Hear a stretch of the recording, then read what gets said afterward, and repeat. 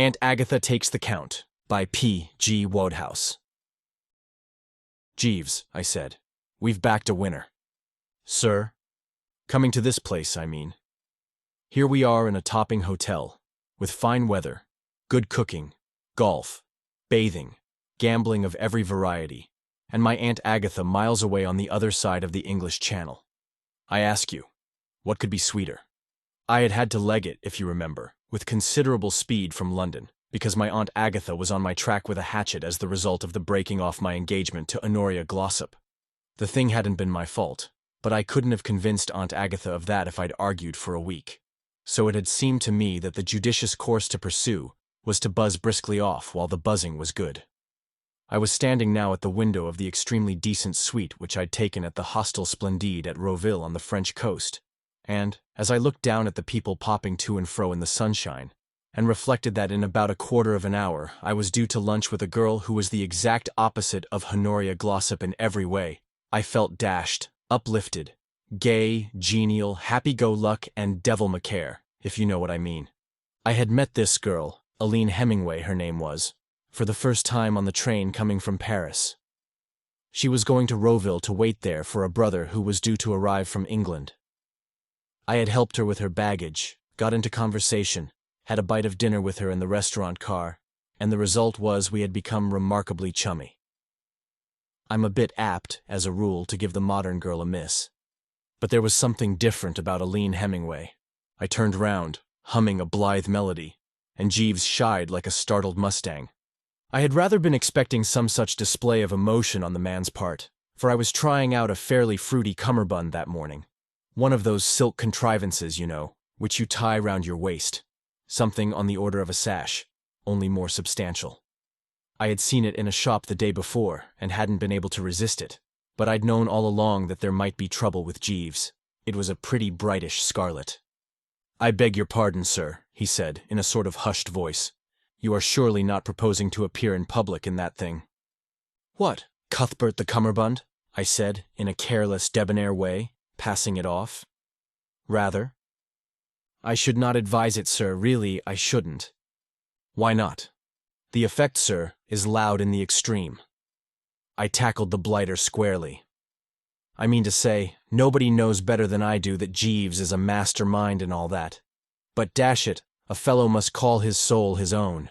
You can't be a serf to your valet." "You know, the trouble with you, Jeeves," I said, "is that you're what's the word I want? Too bally-insular. You can't realize that you aren't in Piccadilly all the time. In a place like this, simply dripping with the gaiety and joie de vivre of France, a bit of color and a touch of the poetic is expected of you. Why, last night at the casino, I saw a chappie in a full evening suit of yellow velvet." "Nevertheless, sir." "Jeeves," I said firmly, "my mind is made up. I'm in a foreign country. It's a corking day. God's in his heaven and all's right with the world, and this cummerbund seems to me to be called for." "Very good, sir," said Jeeves coldly. "Dashed upsetting. This sort of thing. If there's one thing that gives me the pip, it's unpleasantness in the home, and I could see that relations were going to be pretty fairly strained for a while. I suppose the old brow must have been a bit furrowed or something. For Aline Hemingway spotted that things were wrong directly, we sat down to lunch. "You seem depressed, Mr. Wooster," she said. "Have you been losing money at the casino?" "No," I said. "As a matter of fact, I won quite a goodish sum last night." "But something is the matter. What is it?" "Well, to tell you the truth," I said, "I've just had rather a painful scene with my man, and it's shaken me a bit. He doesn't like this cummerbund." "Why, I've just been admiring it. I think it's very becoming." "No, really. It has rather a Spanish effect." "Exactly what I thought myself." "Extraordinary you should have said that. A touch of the Hidalgo, what? Sort of Vicente y Blasco. What's his name stuff? The jolly old Hidalgo off to the bullfight, what?" "Yes. Or a corsair of the Spanish Main." "Absolutely. I say, you know, you have bucked me up. It's a rummy thing about you. How sympathetic you are, I mean. The ordinary girl you meet today is all bobbed hair and gaspers, but you—" I was about to continue in this strain when somebody halted at our table, and the girl jumped up. "Sidney!" she cried. The chappie who had anchored in our midst was a small, round cove with a face rather like a sheep. He wore pince-nez, his expression was benevolent, and he had on one of those collars which button at the back. A parson, in fact. "Well, my dear," he said, beaming pretty freely, "here I am at last." "Are you very tired?" "Not at all. A most enjoyable journey, in which tedium was rendered impossible by the beauty of the scenery through which we passed, and the entertaining conversation of my fellow travelers. But may I be presented to this gentleman?" he said, peering at me through the pince-nez. "This is Mr. Wooster," said the girl, "who was very kind to me coming from Paris. Mr. Wooster, this is my brother." We shook hands, and the brother went off to get a wash. "Sidney's such a dear," said the girl. "I know you'll like him. Seems a topper. I do hope he will enjoy his stay here. It's so seldom he gets a holiday. His vicar overworks him dreadfully." "Vicars are the devil, what? I wonder if you will be able to spare any time to show him round the place. I can see he's taken such a fancy to you. But, of course, it would be a bother, I suppose, so—" "Rather not, only too delighted." For half a second I thought of patting her hand, then I felt I'd better wait a bit. "I'll do anything, absolutely anything." "It's awfully kind of you."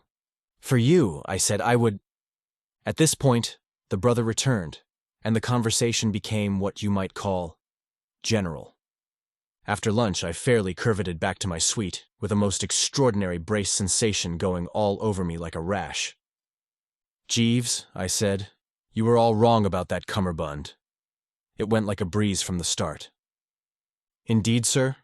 "Made an absolutely outstanding hit. The lady I was lunching with admired it. Her brother admired it. The waiter looked as if he admired it. Well, anything happened since I left?" "Yes, sir. Mrs. Gregson has arrived at the hotel. A chappie I know who went shooting, and was potted by one of his brother sportsmen in mistake for a rabbit, once told me that it was several seconds before he realized that he had contributed to the day's bag. For about 1/10 of a minute everything seemed quite okay. And then suddenly he got it.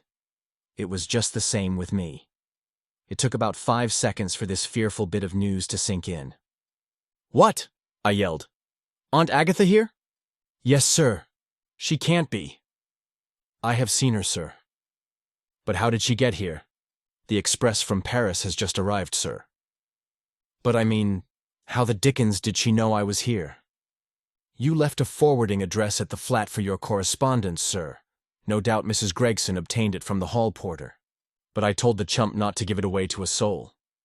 "That would hardly baffle a lady of Mrs. Gregson's forceful personality, sir." "Jeeves, I'm in the soup." "Yes, sir." "Right up to the hocks." "Yes, sir." "What shall I do?" "I fear I have nothing to suggest, sir." I eyed the man narrowly. Dashed aloof his manner was. I saw what was the matter, of course. He was still brooding over that cummerbund. "I shall go for a walk, Jeeves," I said. "Yes, sir." "A good long walk?" "Very good, sir." "And if anybody asks for me, tell him you don't know when I'll be back." To people who don't know my Aunt Agatha, I find it extraordinarily difficult to explain why it is that she has always put the wind up me to such a frightful extent. I mean, I'm not dependent on her financially, or anything like that. It's simply personality. I've come to the conclusion. You see, all through my childhood and when I was a kid at school, she was always able to turn me inside out with a single glance, and I haven't come out from under the fluence yet. We run to height a bit in our family, and there's about 5'9" of Aunt Agatha, topped off with a beaky nose, an eagle eye, and a lot of gray hair, and the general effect is pretty formidable. Her arrival in Rowville at this juncture had made things more than a bit complicated for me. What to do? Leg it quick before she could get hold of me. Would no doubt have been the advice most fellows would have given me. But the situation wasn't as simple as that. I was in much the same position as the cat on the garden wall who, when on the point of becoming matey with the cat next door, observes the bootjack sailing through the air. If he stays where he is, he gets it in the neck. If he biffs, he has to start all over again where he left off. I didn't like the prospect of being collared by Aunt Agatha, but on the other hand, I simply barred the notion of leaving Rowville by the night train and parting from Aline Hemingway. Absolutely a man's crossroads, if you know what I mean. I prowled about the neighborhood all the afternoon and evening. Then I had a bit of dinner at a quiet restaurant in the town and trickled cautiously back to the hotel. Jeeves was popping about in the suite. "There is a note for you, sir," he said, on the mantelpiece. The blighter's manner was still so cold and unchummy that I bit the bullet and had a dash at being airy. "A note, eh?" "Yes, sir. Mrs. Gregson's maid brought it shortly after you had left." "Tra-la-la," I said. "Precisely, sir." I opened the note. "She wants me to look in on her after dinner sometime." "Yes, sir." "Jeeves," I said, "mix me a stiffish brandy and soda." "Yes, sir." "Stiffish, Jeeves. Not too much soda, but splash the brandy about a bit." "Very good, sir." He shimmied off into the background to collect the materials, and just at that moment there was a knock at the door. I'm bound to say it was a shock. My heart stood still and I bit my tongue. "Come in," I bleated. But it wasn't Aunt Agatha after all. It was Aline Hemingway, looking rather rattled, and her brother, looking like a sheep with a secret sorrow.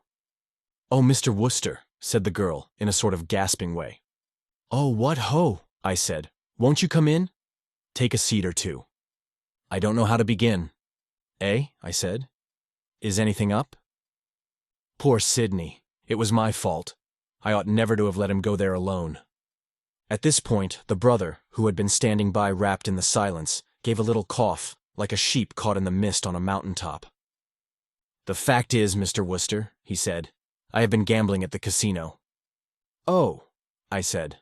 "Did you click?" He sighed heavily.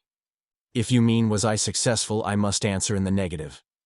I rashly persisted in the view that the color red, having appeared no fewer than 7 times in succession, must inevitably at no distant date give place to black.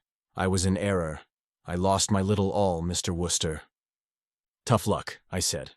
I left the casino and returned to the hotel. There I encountered one of my parishioners, a Colonel Musgrave, who chanced to be holiday-making over here. I induced him to cash me a check for £100 on my bank in London.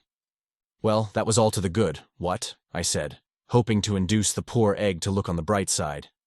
I mean, bit of luck finding someone to slip it into, first crack out of the box. On the contrary, Mr. Wooster, it did but make matters worse. I burn with shame as I make the confession, but I went back to the casino and lost the entire sum. "I say," I said, "you are having a night out." "And," concluded the chappie, "the most lamentable feature of the whole affair is that I have no funds in the bank to meet the check when presented." I'm free to confess that I gazed at him with no little interest and admiration. Never in my life before had I encountered a curate so genuinely all to the mustard. Little as he might look like one of the lads of the village, he certainly appeared to be the real Tabasco. "Colonel Musgrave," he went on, gulping somewhat, "is not a man who would be likely to overlook the matter. He is a hard man. He will expose me to my vice My Vic is a hard man.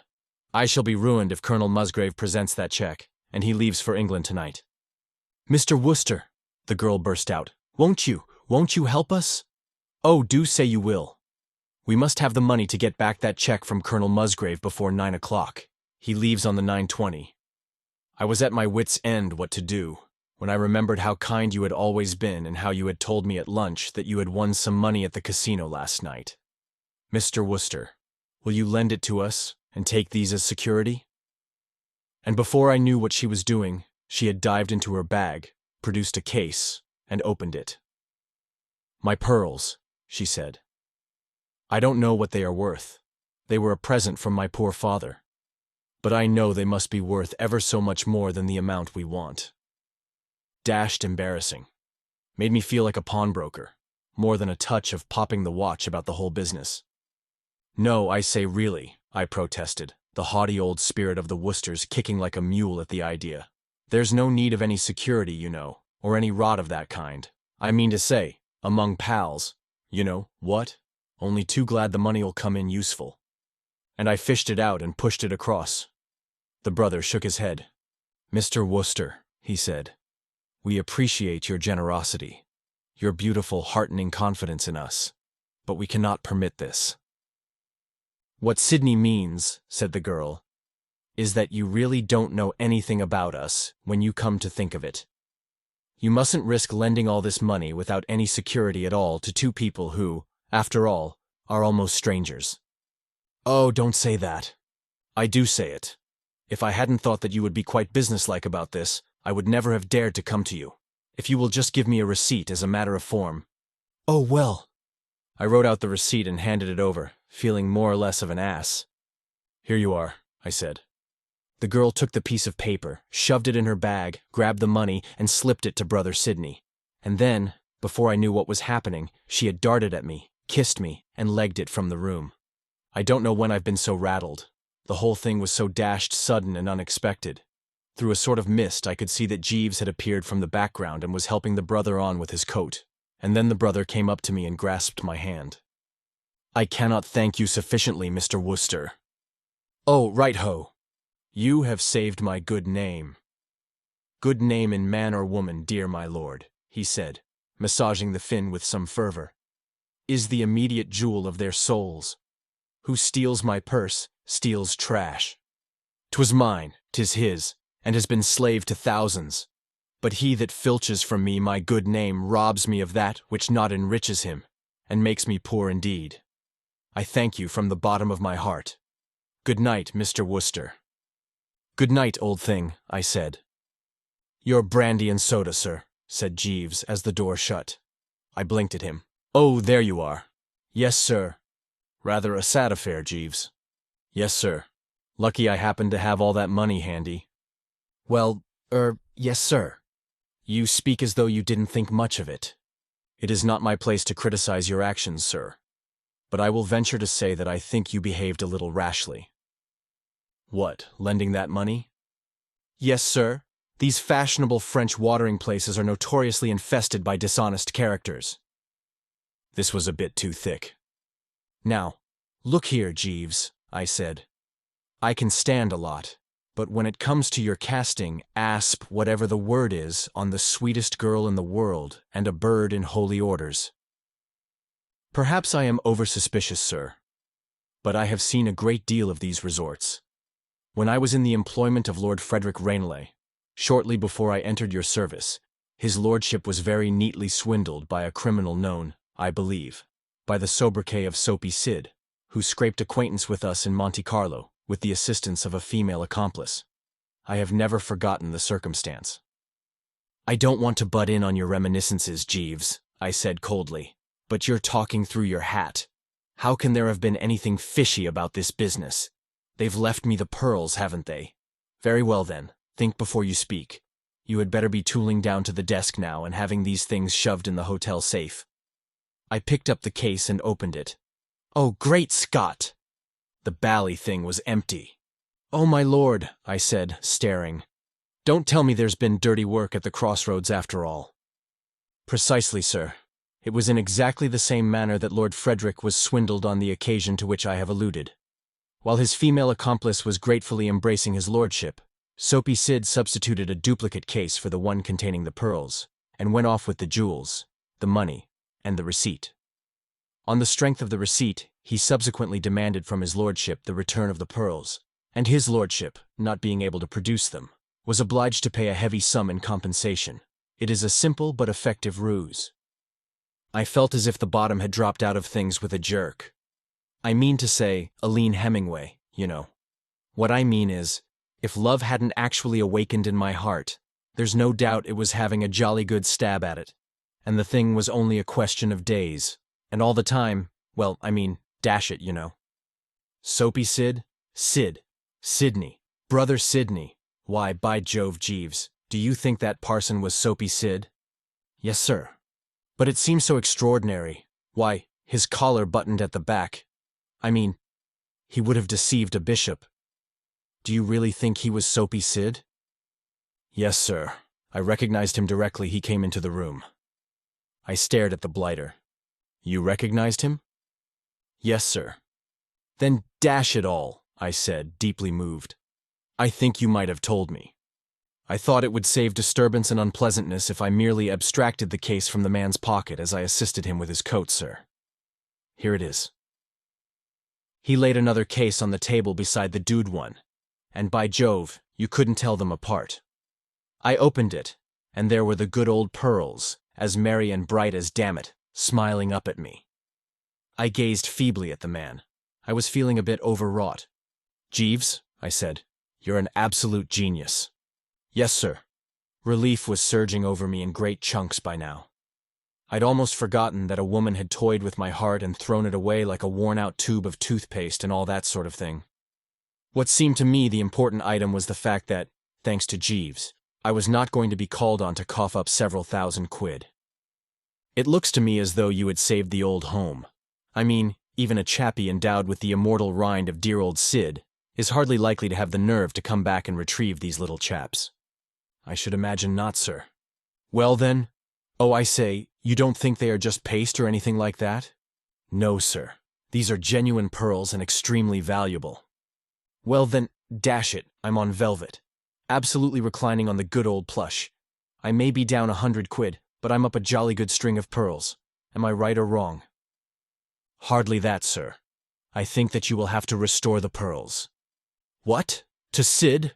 Not while I have my physique." "No, sir. To their rightful owner." "But who is their rightful owner?" "Mrs. Gregson, sir." "What? How do you know?" "It was all over the hotel an hour ago that Mrs. Gregson's pearls had been abstracted. The man Sid traveled from Paris in the same train as Mrs. Gregson, and no doubt marked them down. I was speaking to Mrs. Gregson's maid shortly before you came in, and she informed me that the manager of the hotel is now in Mrs. Gregson's suite.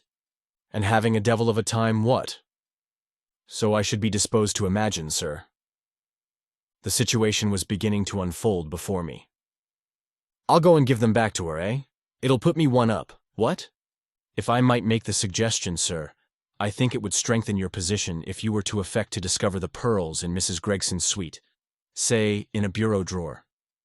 "I don't see why." "I think I am right, sir." "Well, I stand on you. If you say so, I'll be popping, what?" "The sooner the better, sir." Long before I reached Aunt Agatha's lair, I could tell that the hunt was up. Divers chappies in hotel uniform and not a few chambermaids of sorts were hanging about in the corridor, and through the panels I could hear a mixed assortment of voices, with Aunt Agatha's topping the lot. I knocked, but no one took any notice, so I trickled in.